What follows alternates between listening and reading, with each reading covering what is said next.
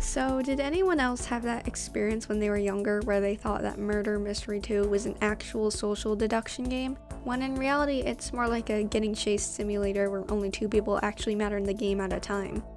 Because let me tell you, I was severely disappointed for a very, very long time. But can you blame me? Social-based games, murder mystery or not, have always been some of the most fun experiences that you can ever have. The Among Us craze of 2020 especially shows this. And of course, Roblox reality game shows like Big Brother, Outlaster, and Total Drama Roblox all come together to just show that the kids yearn for drama and betrayal. And that's what brings me to the main game of this video, that being Carnage. Now, Carnage, developed by Yamura under the group Necropolis, is heavily based off of Spike Chunsoft's Danganronpa. However, if I had to be honest, I kinda see them as 2 different things. Like, duh, there's a blatant Monokuma-inspired character, as well as the whole trial mechanic being ripped right out of it, but it's more than just that. And I genuinely believe that Carnage deserves more spotlight than it's gotten thus far. I really think that it shouldn't be tied down and limited to just being a Danganronpa clone. Like, don't get rid of the inspiration for sure, but dare I say, outside of being a Danganronpa-inspired game, it really is just an awesome game. You don't need to know Danganronpa to enjoy it. Murder mystery is something that everyone enjoys, and that's probably what I wish people would notice more about it. But honestly, is that too much praise? Well, if we go over this case thoroughly, then I'm sure that we will be able to distinguish the lies from the truth. So let's do our best, and make sure that we give this game the proper treatment it deserves. Carnage's gameplay is fairly simple. When the game starts, you're plopped into the Area 1 map, and I say Area 1 because after each trial, a new area will open up, at least until Area 5 or the game ends prematurely. You go around the map looking for weapons. If you find one, then you have the chance to kill this chapter. After the body is found, a brief investigation takes place. You examine the cause of death, maybe discuss some alibis, but the real meat of the game is found in the following class trial, where you will actually be put to test and figure out who the murderer is. Now, in most public lobbies, murders tend to be very easy to solve. A lot of murderers just kill in front of crowds or even confess without attempting to lie, but ideally the mystery is complicated enough to warrant the use of the ever-glamorous truth bullets. Now, the thing with Carnage's trial is that the game itself is trying to force you to communicate. Whenever you are put on the spotlight during the debate, you have to wait a certain amount of time before you can pass your turn. This makes it so that you're obligated to sit there and actually talk, or else you're obviously coasting and thus putting yourself in suspicion. But on that same timer, you also have to wait before gaining the ability to use a truth bullet. I think the way that the Danganronpa class trial was implemented into the game is really smart, because like I mentioned, you're forced to talk or be seen as suspicious, but you're also forced to listen to somebody before you're allowed to cut them off. And of course, everybody only having 2 bullets is as much painful as it is very fortunate, because if one person was being really annoying with their disruptions, then imagine if they had more than just 2 bullets to waste. That would be hell. Another thing to mention as well is that even when you're not spotlighted during a debate, you can still talk in the chat, but instead of being a whole front center statement, you're instead a white noise. But after the debate is over, you still need to vote on who committed the murder. If the majority votes correctly, then the murder is executed. But if the majority is wrong, then the real culprit will instead get to execute one person in their place. After this ends, the next area opens up and the game repeats, only ending when 2 people enter a trial and win together, or 2 people leave a trial and are forced to 1v1 for a sole winner. At least unless you unlock the true ending. Which I don't really want to spoil, since honestly it's not that hard to get, and it's fun to just do on your own. But now that we know how to play the game, why is it so special? Like I mentioned before, a lot of the core gameplay in Carnage is designed specifically to encourage social interaction, and that's what makes Carnage so enjoyable with its immersion. With the required social interaction, the small amount of players, and the constant actual mystery, Carnage is such an easy game to get lost in. Even if you don't like Danganronpa or you're expecting a complete Danganronpa copy, Carnage's gameplay is still the perfect game to project a fun and unique experience on, because no game is going to be like the next. It's just so volatile and has so many routes for you to take. For example, if you're a tryhard, you can use the cameras on Area 3 to spy on people. You have the chance to hone a protagonist-type persona within the investigations, where anyone can briefly chat before the trial officially commences. But if you're more morally gray, you can absolutely take the chance to kill as much as you want and as little as you desire. You don't have to kill every single round, unlike being an imposter in Among Us. But if somebody gets on your nerves, then you certainly can target them. You don't have to be loyal to any specific role or person, only yourself. And if you're an annoying piece of you can instigate and straight up lie just to make sure the game is more entertaining. You can aid culprits in succeeding with their murders, you can out people for lying. Hell, you can even buy the Mastermind Game Pass specifically for this type of job if you're willing to spend some money. It's all genuinely up to you. And that's really the main point that I'm trying to make with this video. The immersion is everything.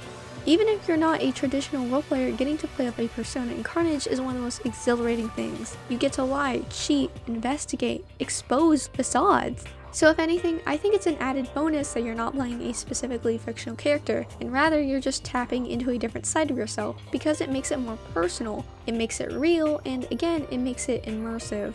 And I will admit, sometimes it gets toxic, but it's really all just about the character, not traditional OC roleplay, but just in general, getting a chance to overreact and be a little dramatic. It's something that I feel like Carnage really nails, which is gonna bring me to my final point about the game. So when you're playing a character in Carnage, there's a few things to consider, namely who you are playing with. Because if you're playing with your friends, then they'll already know whether or not you're just doing a bit when you're yelling into your mic.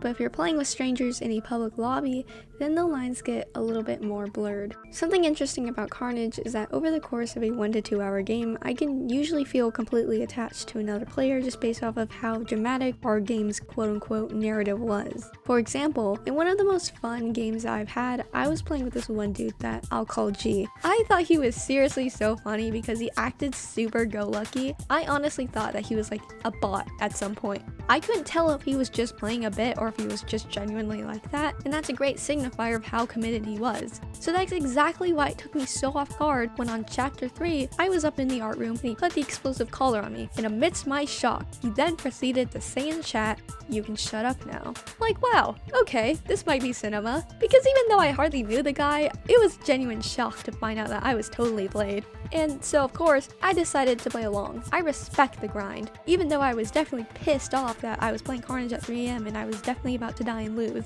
So even though I could have used voice chat, I chose not to. I played along. I started gesturing to him with my avatar, cowering from him and trying to jump on his head to let him know that he put the collar on me. But for some reason, these people didn't even realize I had a collar and did not find it weird that I was suddenly very quiet.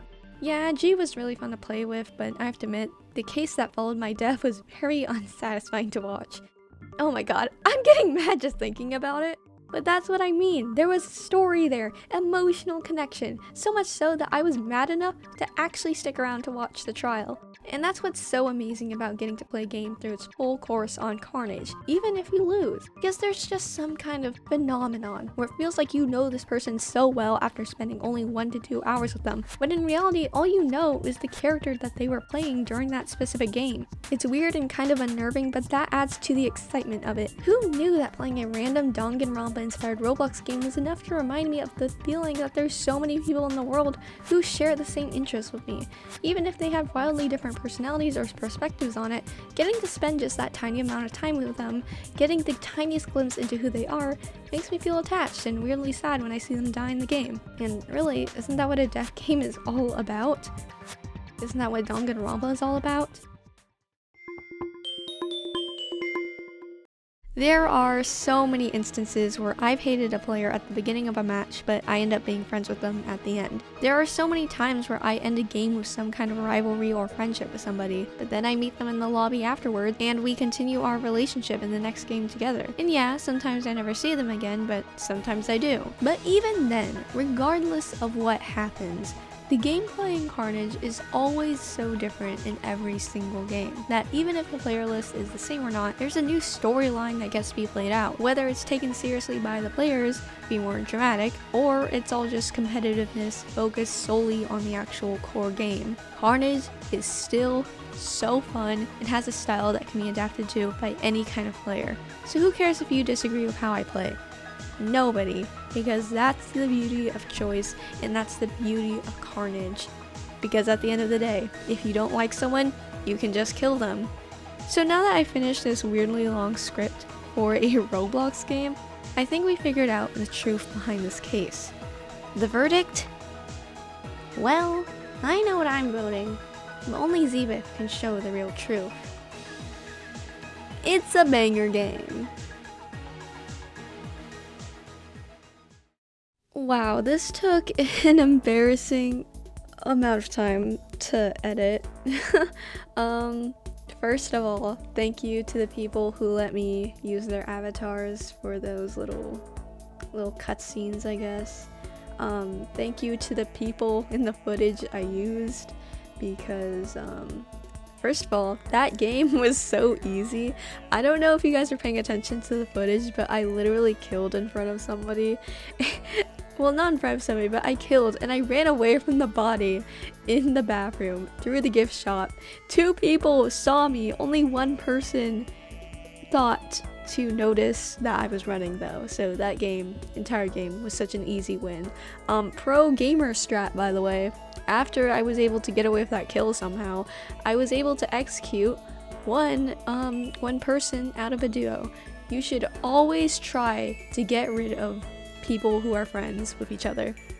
You need to separate them, because it's only going to get worse later down the line. Even if they're not like actually teaming, it's still really inconvenient. Hopefully I get to make more Carnage content in the future, because I love Carnage, dude. I literally played it so much. Ironically, I had to stop playing it while I was editing this because I was getting so brain rotted.